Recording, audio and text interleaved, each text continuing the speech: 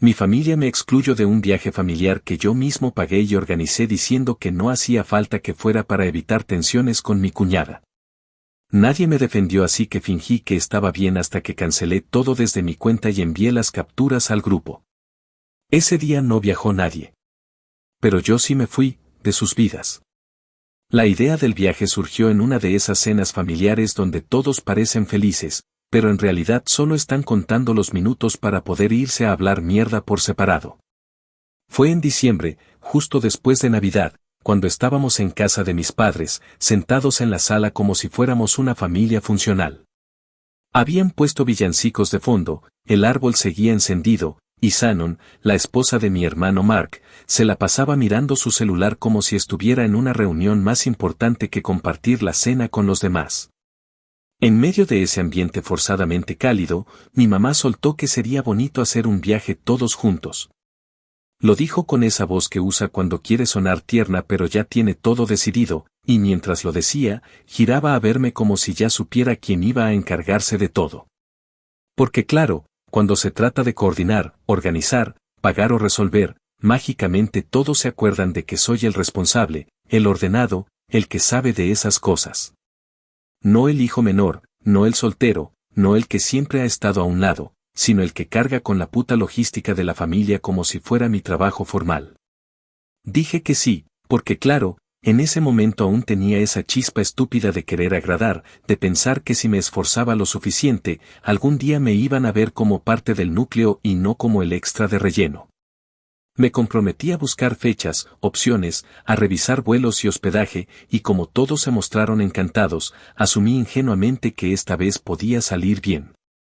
Les pedí que me dijeran cuál sería el presupuesto aproximado por familia, que me enviaran sus horarios, edades de los niños, alergias, preferencias alimenticias y todo ese tipo de cosas que normalmente nadie se toma en serio, pero que luego, si algo sale mal, te tiran en la cara como si fueras un criminal.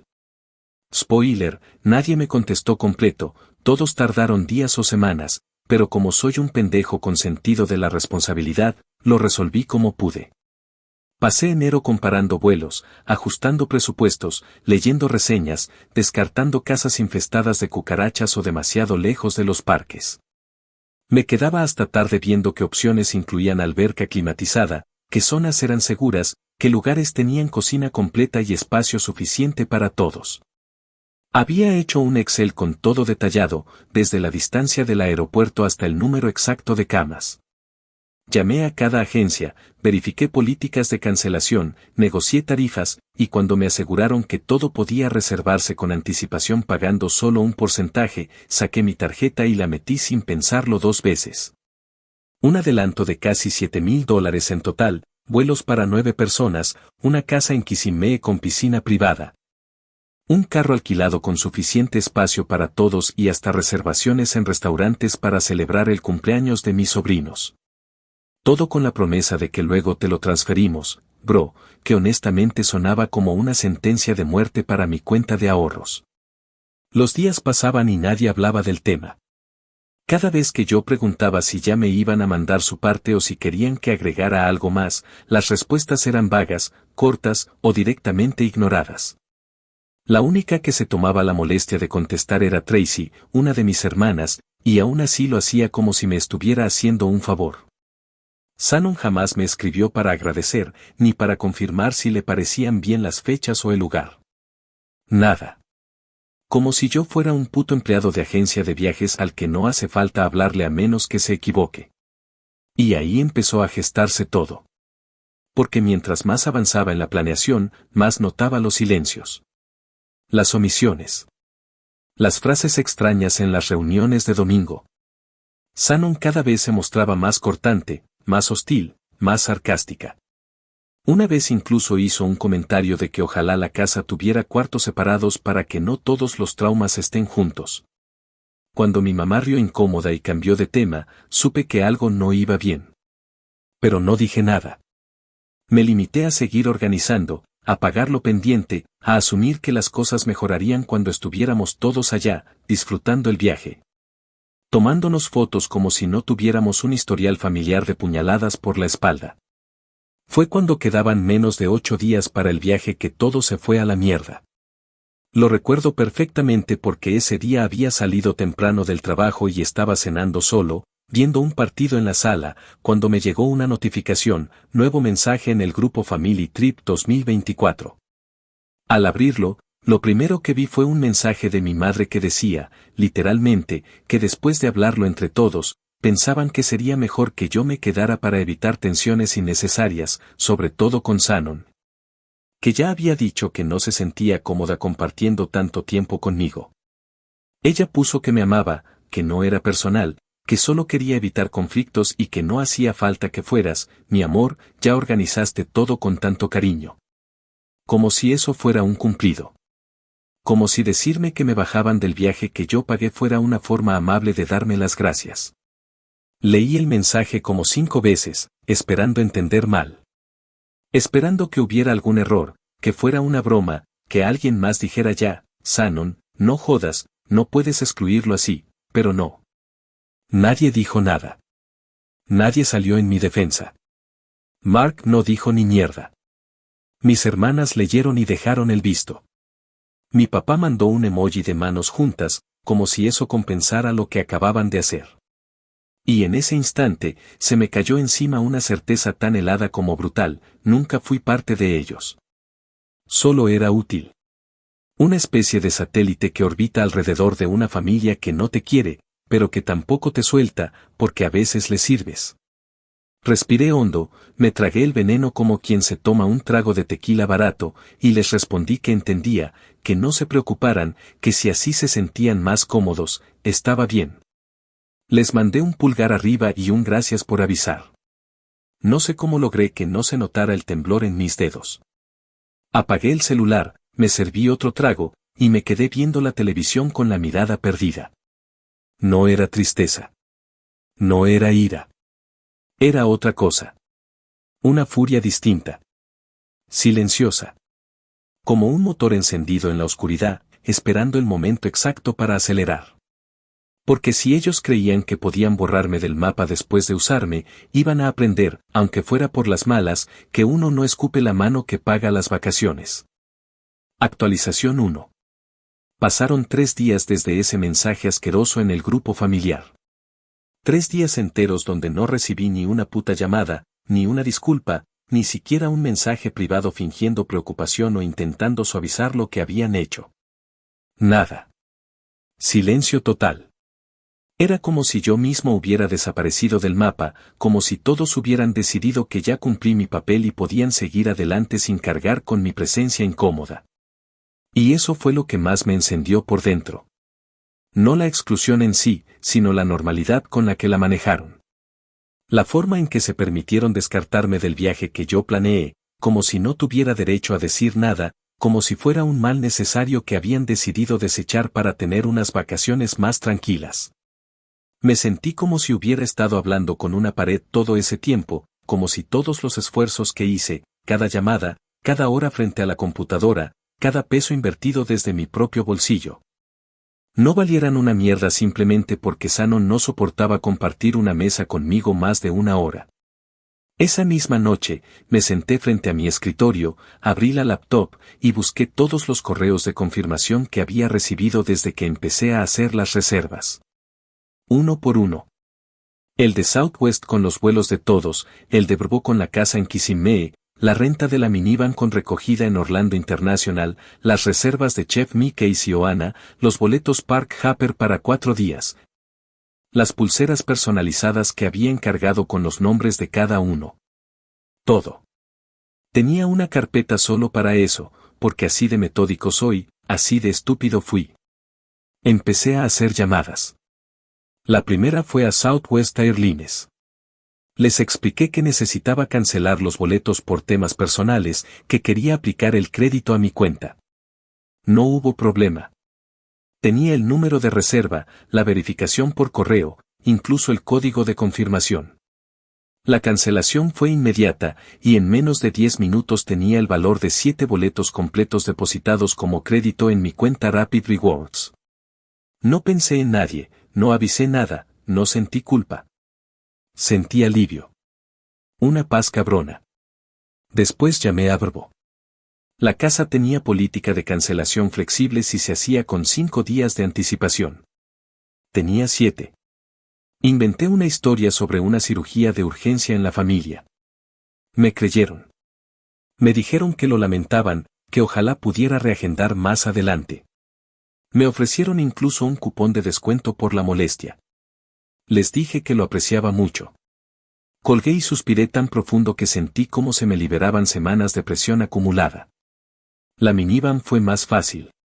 Tenía la opción de cancelación gratuita hasta 48 horas antes.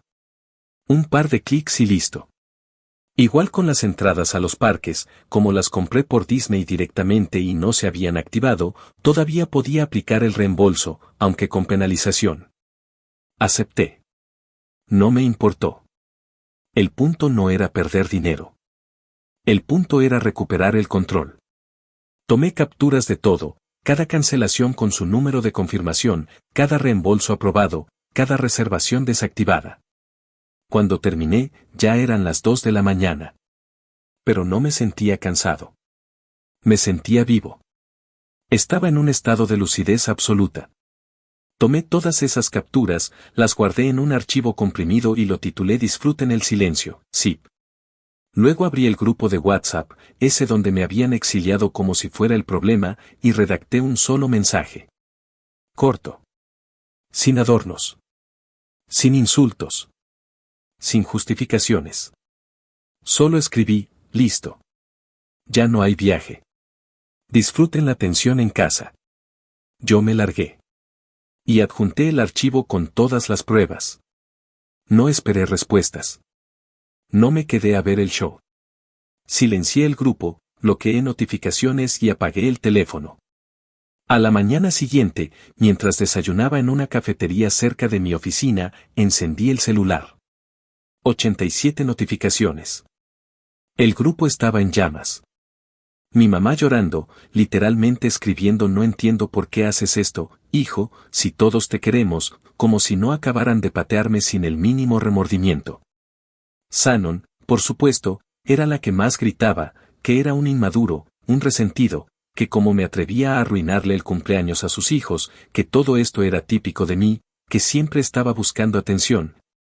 Que nunca fui parte real de la familia y ahora entendía por qué.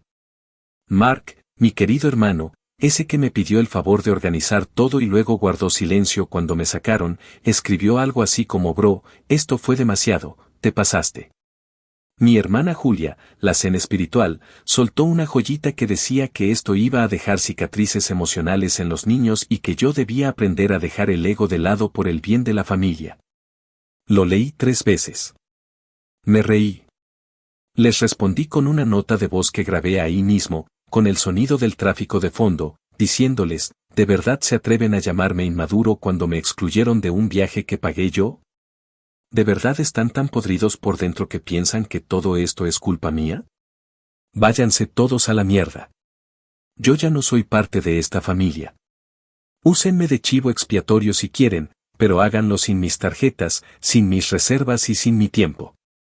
Háganlo con sus propios medios, si es que alguna vez han tenido alguno. La envié, terminé mi café, y me fui a trabajar como cualquier otro día. Pero por dentro, algo ya se había roto. O más bien, algo por fin se había soltado. Porque durante años aguanté desplantes, comentarios pasivo-agresivos, burlas disfrazadas de bromas, comparaciones estúpidas entre hermanos, silencios cómplices que dolían más que las palabras. Y ahora, por primera vez, no solo me defendí. Me fui. Cerré la puerta con fuerza. Les dejé claro que si pensaban que podían usarme como cajero y luego tirarme cuando se les antojara, se habían equivocado de tipo. Porque ese viaje ya no iba a ser mío. Pero tampoco iba a ser suyo. Actualización 2. Pasaron los días y cada uno de ellos parecía más ridículo que el anterior. El grupo familiar se convirtió en un campo de batalla pasivo-agresivo donde cada integrante intentaba echarme la culpa sin decirlo directamente. Empezaron a compartir memes de gente que arruina las cosas, indirectas sobre el egoísmo disfrazado de justicia y frases religiosas idiotas sobre el perdón y la familia. Incluso mi papá, que siempre había sido más bien callado y ausente, compartió una de esas cadenas cristianas de Facebook que decía algo como Dios ve la humildad en quien es capaz de dar sin esperar nada a cambio. Y aunque no me etiquetó, todos sabíamos que venía dirigido. Lo peor es que ninguno de ellos entendía, ni por un segundo, lo que realmente me había hecho estallar. No era el dinero, no eran las reservaciones, ni siquiera el esfuerzo desperdiciado. Era el descaro de sacarme del plan que yo mismo construí desde cero, como si fuera un error en la ecuación que se podía borrar con un mensaje de grupo. Y después de hacer eso, esperar que me quedara callado, quieto y obediente. Como siempre. El día en que originalmente debían volar llegó con un clima perfecto. Cielo despejado, ni una nube. Yo me desperté temprano, más por costumbre que por ansiedad, y encendí el celular. No pasaron ni 20 minutos cuando recibí la primera llamada, número desconocido, pero el código era del aeropuerto de Atlanta. Era mi papá. Lo supe apenas escuché el tono. Tenía la voz tensa, entre frustrado y al borde de la súplica. Me preguntó si podía hablar un momento, que necesitaba aclarar unas cosas. Dijo que estaban todos en el aeropuerto, que las niñas estaban llorando, que Shannon no paraba de gritar y que él no entendía por qué yo había reaccionado con tanta maldad. Esa fue su palabra. Maldad. Le pregunté si le parecía malvado haber recuperado mi dinero. Si lo consideraba una traición no haber permitido que me usaran como una puta herramienta hasta el final. Me dijo que no era eso, que entendía mi dolor, sí, usó esa palabra también, dolor, como si esto fuera una telenovela, pero que debí pensar en la familia, en los niños, en el viaje que tanto habíamos esperado. Lo interrumpí. Le dije que yo sí había pensado en todos, tanto que pagué con anticipación cada centavo sin saber si me lo iban a devolver. Que yo sí había esperado el viaje, tanto que sacrifiqué mis días libres para planearlo. Y que ellos, en cambio, pensaron que podían echarme como si fuera un estorbo, y luego seguir disfrutando lo que yo construí. Le pregunté, directo, sin filtro, ¿qué harías tú si te sacan de una celebración que organizaste, que pagaste tú, solo porque alguien no te soporta? ¿Qué harías si te tratan como mierda y encima esperan que pongas la otra mejilla? Se quedó callado. Luego suspiró y me pidió que por lo menos transfiriera las reservas a su nombre, que iban a tratar de conseguir vuelos aunque fueran más caros. Me dio lástima por un segundo. Muy breve. En ese momento, escuché de fondo una voz chillona y desesperada. Shannon. Estaba gritando algo sobre la casa, diciendo que tenía derecho a entrar porque estaba a su nombre. Cosa que era mentira. La reserva estaba a mi nombre, hecha desde mi cuenta y con mi tarjeta. Gritaba como si fuera la víctima de una tragedia griega, y juro por Dios que por un instante pensé que iba a estallar de la risa. Le dije a mi papá, sin ningún rastro de cordialidad, que lo que habían hecho fue de una hipocresía tan cerda que ya no había vuelta atrás. Que si de verdad creían que podían echarme como si fuera basura y aún así quedarse con mis cosas, era porque tenían un ego gigantesco y una decencia microscópica. Le dije que no había ninguna reserva que traspasar, que todo estaba cancelado, que cada reembolso ya estaba en proceso, y que si querían ir a Florida, podían abrir Expedia como cualquier otro adulto funcional y resolver su vida sin robarle nada a nadie. Le colgué sin esperar respuesta. Esa noche me enteré, por un contacto que aún tengo en común con Tracy, que efectivamente algunos de ellos intentaron improvisar el viaje de último momento. Compraron vuelos separados, pagaron precios ridículamente altos por los pasajes y terminaron alquilando 2 habitaciones en un motel de carretera a las afueras de Orlando. Porque todas las opciones decentes ya estaban saturadas por Spring Break. La camioneta nunca se alquiló. El itinerario que yo había organizado quedó hecho trizas. Las entradas a Disney las compraron de un solo parque por día y sin opciones de Fast Pass. No alcanzaron lugar en los restaurantes porque todo requería reservación con semanas de anticipación. Y para rematar, Shannon se enteró en la recepción del motel que no aceptaban mascotas, así que su perra Chihuahua, que ella trata mejor que a sus hijos, terminó durmiendo en el coche durante toda la estadía. Yo, por otro lado, pasé ese fin de semana en Nashville. Reservé un cuarto en un hotel boutique cerca del centro histórico, con vista directa a Broadway Street. Me compré una botella de whisky decente, caminé por los bares, escuché música en vivo, y por primera vez en años, me sentí en completa paz. No había que sonreírle a nadie. No había que aguantar comentarios hirientes disfrazados de bromas.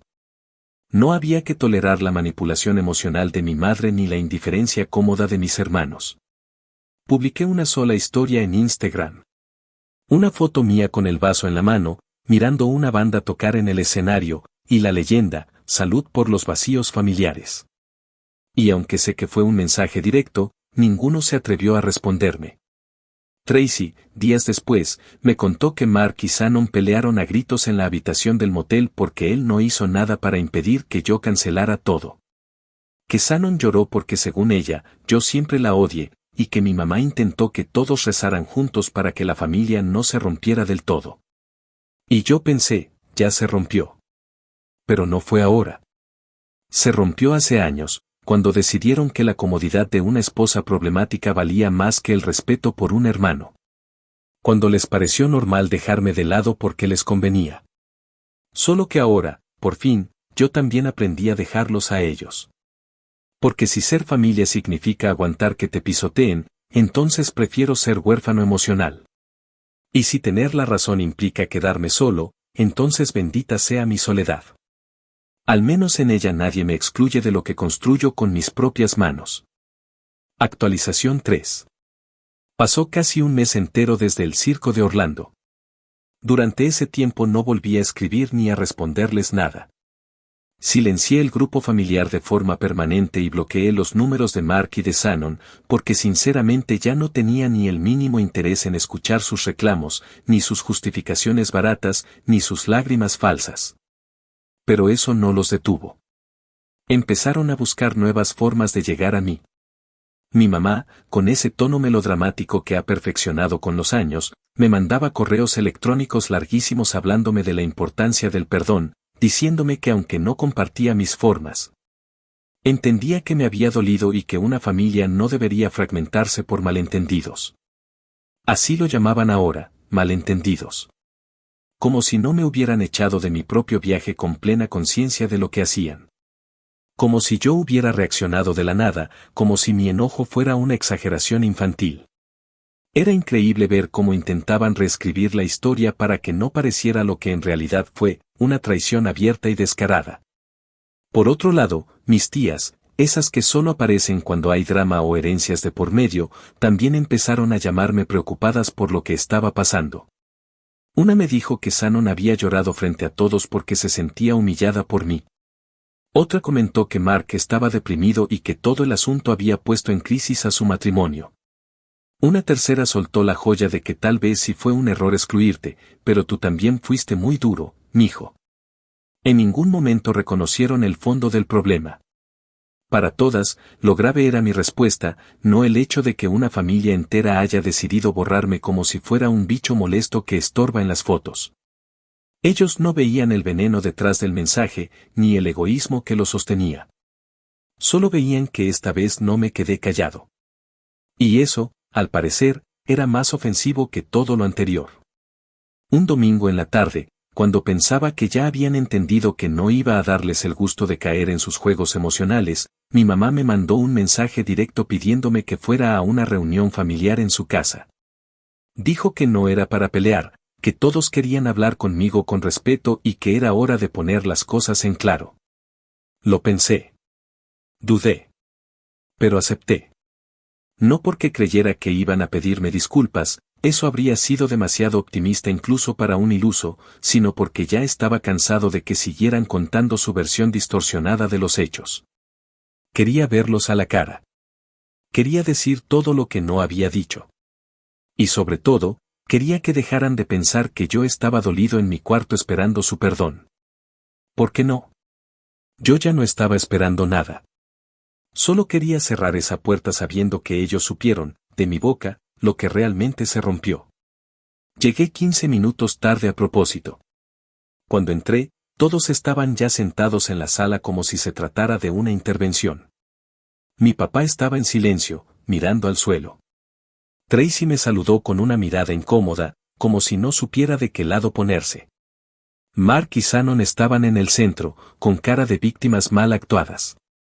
Y mi mamá se levantó apenas me vio, con esa expresión mezcla de dolor fingido y control absoluto que siempre ha usado para manipular situaciones. Me ofrecieron asiento. No lo tomé. Me quedé de pie, con los brazos cruzados. No iba a hacerme el cómodo en un lugar donde claramente me querían solo mientras era útil. Shannon fue la primera en hablar, por supuesto. Dijo que ella jamás quiso que me excluyeran, que solo había expresado su incomodidad y que los demás tomaron la decisión sin que ella lo pidiera. Que ella no mandaba en la familia, que nunca lo hizo, y que se sentía profundamente herida por mi actitud. Que sus hijos lloraron porque no fueron a Disney como lo habían planeado, y que ahora ya no sabían cómo explicarles que su tío los abandonó. Me costó no reírme. Literalmente tuve que apretar los dientes. Porque esa cabrona fue la que empujó la idea desde el principio, la que siempre me miró con desprecio, la que no perdía oportunidad de hacerme menos delante de los demás. Y ahora venía a ponerse el disfraz de mártir porque no la dejé disfrutar unas vacaciones que planeó alguien más. Mark la miraba con cara de idiota, como siempre, sin decir nada, como si lo que saliera de la boca de su esposa fuera palabra divina. Hasta que por fin, como si estuviera obligado, dijo que las cosas se salieron de control y que si yo necesitaba que me pagara su parte del viaje, él estaba dispuesto a reparar eso. Ahí fue cuando me encendí. Saqué el celular, abrí el mensaje donde él mismo me decía que me transfería su parte apenas cobrara el bono, lo leí en voz alta y les pregunté si creían que esto se resolvía con dinero. Les dije que no se trataba de eso. Se trataba de respeto, de lealtad, de no permitir que una persona externa, porque eso es lo que era Shannon para mí, una externa con aires de emperatriz, decidiera quién era parte de la familia y quién no. Les dije que lo que me hicieron fue miserable, que me dolió no por el viaje, sino por la facilidad con la que todos se lavaron las manos. Que ni uno solo levantó la voz. Que ni uno solo me defendió. Ni mi mamá. Ni mis hermanas. Ni siquiera Mark, que debería haberme defendido por ser su hermano, o al menos haberse callado si no tenía los huevos para hacerlo. Lo dije todo. Sin gritar, sin llorar, pero con cada palabra llena de filo. Y cuando terminé, respiré hondo y les anuncié que no quería volver a saber de ninguno de ellos. Que podían seguir fingiendo armonía, subiendo fotos familiares, invitando a los que sí les caían bien, pero que a mí me dejaran fuera. Que esta vez la decisión la tomaba yo. Y que no necesitaba que me echaran. Me estaba yendo por voluntad propia. Mi mamá se puso a llorar, Mark balbuceó algo que no entendí, y Shannon se quedó en silencio por primera vez en su pinche vida. Les di la espalda y salí de la casa sin mirar atrás. Una semana después, me llegó una notificación del Tribunal del Condado. Inicié el proceso legal para que Mark me pagara su parte del viaje. Porque ya que les parecía todo tan negociable, pues lo íbamos a hacer legal. Iban a aprender que jugar con alguien y después ignorarlo tiene consecuencias. Y esta vez, no solo les iba a costar el viaje. Les iba a costar el orgullo. Actualización 4. Pasaron poco más de 2 meses desde aquella última reunión en casa de mis padres. 2 meses donde la comunicación con casi toda mi familia fue inexistente, excepto por Tracy, que cada tanto me escribía mensajes cortos intentando mantenerse al margen, como si todavía no se decidiera de qué lado estaba. A mí ya no me importaba. Había tomado una decisión, y no pensaba echarme atrás. Ya no se trataba solo del viaje, ni siquiera del dinero. Era una cuestión de dignidad. Una línea que cruzaron con tanta tranquilidad que parecía que lo habían hecho antes, solo que yo no había querido verlo. Pero esta vez, no iba a dejar pasar nada. La demanda, aunque sencilla, me tomó más de lo que esperaba. Tuve que recopilar todos los mensajes, desde el primer te lo transfiero apenas cobre hasta las conversaciones del grupo familiar donde me excluyen explícitamente del viaje. También presenté los comprobantes de pago, las reservas hechas con mi tarjeta, los reembolsos que recibí, y las penalizaciones que absorbí yo solo. E incluso capturas de pantalla del itinerario detallado que había armado y compartido con todos. El juez no tardó en aceptar la solicitud. En menos de 2 semanas teníamos fecha de audiencia. Mark se enteró por la notificación que le llegó por correo certificado. Según supe por Tracy, primero pensó que era una broma. Que yo estaba exagerando, llevando las cosas demasiado lejos. Pero cuando vio que iba en serio, intentó llamarme. No contesté. Después mandó un correo donde me pedía que lo habláramos como adultos, que no metiéramos a terceros, que los problemas familiares no se resolvían con abogados. Me reí solo frente a la pantalla. ¿Así que ahora quería que lo resolviéramos como adultos? Después de dejarme fuera de todo, de permitirse desaparecer de la conversación cuando más se necesitaba su voz y de negarse a pagar lo que él mismo se había comprometido a cubrir. Ya era tarde para palabras suaves. Esto no se resolvía hablando. Se resolvía con un juez y una orden firmada. El día de la audiencia fue más breve de lo que esperaba. Llegué puntual, con toda la documentación organizada en carpetas. Mark llegó 10 minutos tarde, sin abogado, con un maletín que parecía vacío y una cara de fastidio que no podía disimular. El juez era un hombre mayor, de rostro cansado, pero mirada aguda. Me pidió que presentara los hechos. Lo hice sin rodeos. Le expliqué la cronología de los pagos, las promesas de reembolso, la exclusión repentina del viaje y cómo, aún así, cargué con todos los costos hasta el final.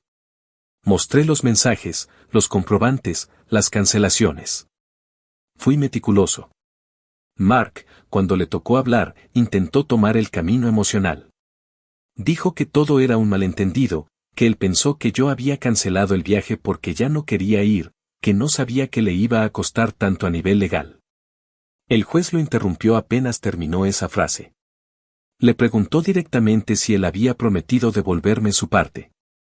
Mark bajó la mirada y dijo que sí. Le preguntó si lo había hecho. Mark dijo que no, que aún no había podido.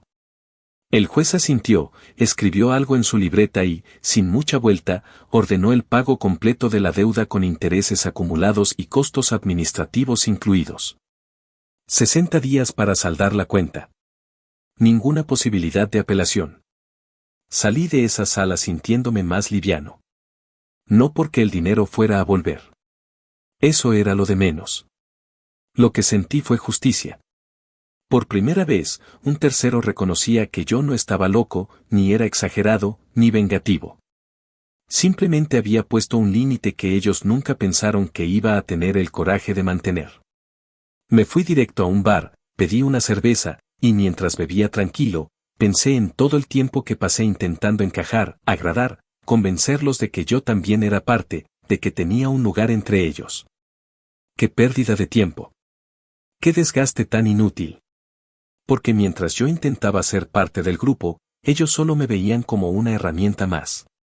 Un facilitador. El que resuelve. El que no se queja. El que paga sin preguntar.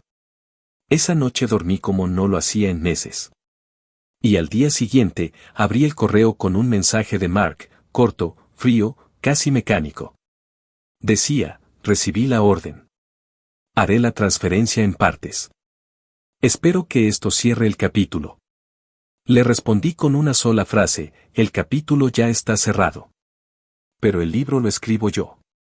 Con el primer pago que hizo, una transferencia pequeña, casi simbólica, me compré un boleto para Chicago. Desde ahí, tenía en mente hacer algo que había pospuesto por años, recorrer la Ruta 66 en moto. Era una idea que siempre me ilusionó, pero que nunca pude concretar por trabajo, compromisos familiares o simplemente por no dejar todo botado. Pero esta vez era distinto. Esta vez tenía claro que no le debía explicaciones a nadie. Reservé el tour con una agencia especializada, renté una Harley Davidson e hice el itinerario a mi manera, sin tener que coordinar con nadie más, sin tener que pensar en preferencias, alergias o restricciones. Solo yo, el camino, y la certeza de que ya no cargaba con la basura emocional de una familia que solo sabe abrir los brazos cuando necesita algo de ti. Publiqué una foto el primer día, frente al cartel de Route 66 Beijing, con el casco en la mano y una sonrisa real, de esas que nacen en la garganta. La descripción fue simple: kilómetro 1. Sin parásitos en la espalda. Nadie comentó. Nadie reaccionó. Pero sé que lo vieron. Y eso me bastó. Actualización 5. Había pasado medio año desde aquella audiencia en la que, por fin, les demostré legalmente que no se juega con la dignidad de una persona solo porque te es más fácil excluirla que ponerle límites a una esposa problemática. En esos 6 meses, todo cambió para mí. No de forma radical ni de película, pero sí en la manera más importante: me quité un peso gigantesco de encima. Y lo hice no solo alejándome físicamente de ellos, sino aprendiendo a no cargar ni con su culpa ni con la obligación emocional de perdonar algo que, para mí, ni siquiera tenía arreglo. Porque uno no perdona una puñalada cuando sabe que volverían a clavártela si no tuvieran las manos ocupadas. Después del viaje por la Ruta 66, me sentí más centrado que en años. Fue como si al recorrer cada milla, también hubiera estado dejando pedazos de esa familia atrás. Fui soltando las expectativas, los silencios, las ganas de ser aprobado, la necesidad de que me vieran. Ya no quería ser parte de ellos, y eso, curiosamente, me hizo empezar a encontrar gente que sí me valoraba. Al volver, me ofrecieron una posición remota en una empresa de software en Seattle. La oferta era buena, con un salario mucho más alto del que tenía en Atlanta y beneficios que ni siquiera pensé que fueran posibles. No lo dudé. Empaqué todo lo que tenía en 2 semanas, vendí o regalé lo que no quería llevarme y, por primera vez en la vida, me mudé a una ciudad sin pensar si podía volver los domingos para el almuerzo familiar. Me fui con la idea de que esta vez nadie me llamaría preguntándome si podía pasar a recoger algo para la casa, si podía ayudar con las cuentas, si podía cubrir lo que a ellos les parecía poquito pero urgente. Y si lo hacían, ya no estarían marcando a un número disponible. Mi nueva vida empezó sin ruido. Llegué a Seattle sin el recibimiento de nadie, pero también sin el juicio de nadie. Me instalé en un pequeño departamento en Capitol Hill con vista a la ciudad, y cada noche me sentaba en el balcón con una copa de vino viendo cómo se encendían las luces del downtown, sintiendo que por fin tenía mi espacio. Un espacio donde no tenía que justificarme por no querer estar rodeado de hipocresía. Donde el teléfono solo sonaba por amigos nuevos, por cosas que me hacían reír, no por deudas disfrazadas de cariño. Fue en una de esas noches tranquilas que decidí eliminar definitivamente a Shannon, Mark, Julia y mi madre de todas mis redes. No los bloqueé. Solo los borré. Ya no necesitaba vigilarlos ni fingir que me importaba si comentaban o no. Los dejé flotando en su propio ruido, que era lo único que sabían generar. Tracy fue la única que siguió en contacto, pero con un tono distinto. Más prudente. Más real. Un día me escribió desde su cuenta personal, ya no por grupos, ya no por intermediarios, y me contó que Shannon y Mark estaban en una especie de terapia de pareja. Que no por el viaje en sí, sino por el efecto dominó que causó todo, como si eso lo hiciera sonar menos patético. Me dijo que Shannon lo había acusado de no defenderla, que se sentía traicionada por él y que no podía creer que una tontería familiar hubiera llegado a una demanda legal. Yo no dije nada. Solo le respondí: cuando tu relación depende de aplastar a otros para mantenerse estable, no es amor, es ego compartido. Pero lo más irónico llegó después. Una tarde, mientras caminaba por Pike Place Market, recibí un correo con un asunto que me heló el estómago por un segundo: solicitud de reunión, mamá. Al principio pensé que era spam, pero lo abrí. Era de mi madre.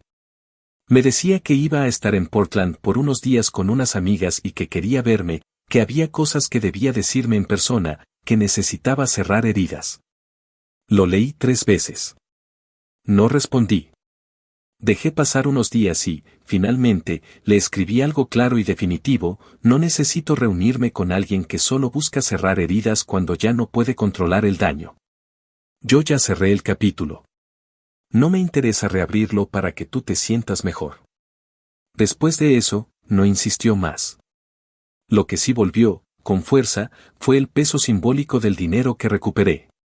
Porque aunque Mark fue transfiriendo el total en cuotas pequeñas, con fecha límite impuesta por el tribunal, cada transferencia era como un recordatorio de que hice lo correcto. Con ese dinero no compré tonterías. No lo usé para presumir. Abrí una cuenta aparte, un fondo de reserva para mí. Le puse un nombre interno, Imborrables.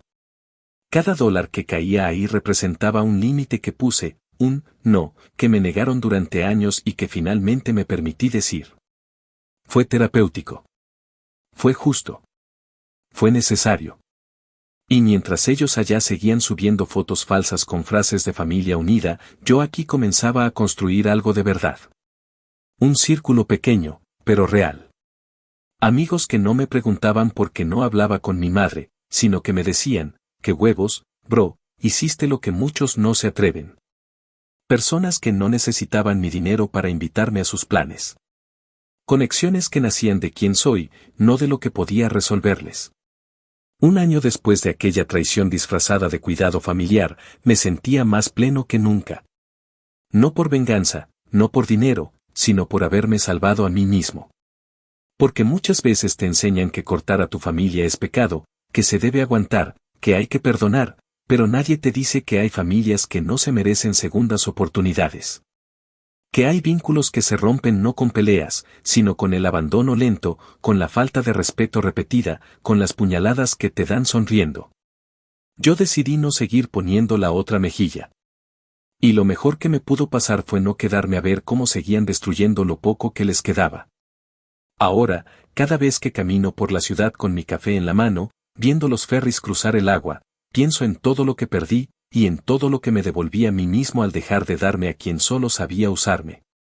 Porque sí, me sacaron del viaje. Pero fui yo quien se fue de sus vidas. Y no pienso volver. Actualización final. Ha pasado 1 año y medio desde que todo estalló. Desde que pasé de ser el hermano que resuelve a ser el cabrón que puso fin a una farsa familiar que llevaba años asfixiándome sin que yo siquiera lo notara. A estas alturas ya no espero respuestas, explicaciones ni redenciones. Y si alguien me pregunta si me arrepiento de lo que hice, si alguna vez dudé en cancelar ese viaje, en mandar a la mierda a todos, en demandar a mi propio hermano, en mudarme a otra ciudad y cortar de raíz todo contacto con quienes antes llamaba familia, la respuesta es simple y directa, no. Ni por un segundo. Si algo lamento, es no haberlo hecho antes. Porque vivir en paz, lejos de personas que solo te reconocen cuando les sirves, no es soledad. Es libertad. En Seattle encontré un ritmo que jamás tuve en Georgia. Me volví dueño de mis horarios, de mis espacios, de mi vida. Dejé de sentirme responsable por las emociones de los demás, por los silencios que siempre tuve que llenar, por las culpas heredadas que no me pertenecían. Ahora camino por la ciudad con otra energía, como si finalmente me hubiera sacado de encima la mochila invisible que llevaba desde la adolescencia. Y no fue fácil. No es que un día te despiertes y ya no te importe nada. Es un proceso, uno en el que cada día tenés que recordarte que elegiste tu bienestar por encima de tu necesidad de aprobación. Que elegiste ser el malo en la historia de alguien más, con tal de no seguir siendo el pendejo en la tuya. Hace un par de semanas, recibí una carta. Una de esas de papel, con sobre y letra escrita a mano. Era de mi madre. Pensé en no abrirla, pero al final lo hice. Decía que se había enterado por Tracy que yo seguía bien, que se alegraba de que al menos tuviera estabilidad y que, si algún día decidía bajar la guardia, la puerta de su casa estaría abierta. Fue tan descarado que me dio risa. No hubo disculpas. No hubo responsabilidad. Solo esa falsa neutralidad con la que siempre se manejó, como si las cosas se resolvieran solas, como si su papel de madre no incluyera defenderme cuando me hicieron a un lado como si fuera un mueble viejo. No respondí. No lo haré. Porque cuando alguien te abandona con una sonrisa, no se gana el derecho a regresar con una disculpa tibia. Shannon, por su parte, sigue tan miserable como siempre, según me contó alguien que aún la tiene en redes. Se volvió una de esas mujeres que publican frases de empoderamiento mientras viven asfixiadas por su propia necesidad de controlar todo. Mark, en cambio, parece cada vez más apagado. Subió un par de fotos recientes donde ya ni finge ser feliz. Siempre con los ojos vacíos. con esa cara de tipo que eligió vivir en automático con tal de no aceptar que se convirtió en un cobarde que no fue capaz de ponerle un alto a su esposa cuando ella empezó a destruir todo lo que había alrededor. Pero esa ya no es mi carga. Ya no me corresponde arreglar nada de eso. Yo no soy su terapeuta, ni su hermano, ni su salvador. Y si en algún momento lo fui, ya se acabó. Lo más simbólico pasó hace unos días. Había ido a tomar algo con un grupo de amigos del trabajo en un bar pequeño que frecuentamos después de la oficina. Estábamos riéndonos, hablando de todo y de nada, cuando un tipo se acercó a preguntarme si yo era el chico de Atlanta que alguna vez organizó un viaje familiar que terminó en desastre. Resultó que era primo de una excompañera de Shannon. Me dijo que la historia se había vuelto casi una leyenda en ciertos grupos de Facebook, que se había contado 1000 veces, distorsionada y exagerada, como esas anécdotas que nadie sabe si son reales pero todos repiten. Me preguntó si era cierto.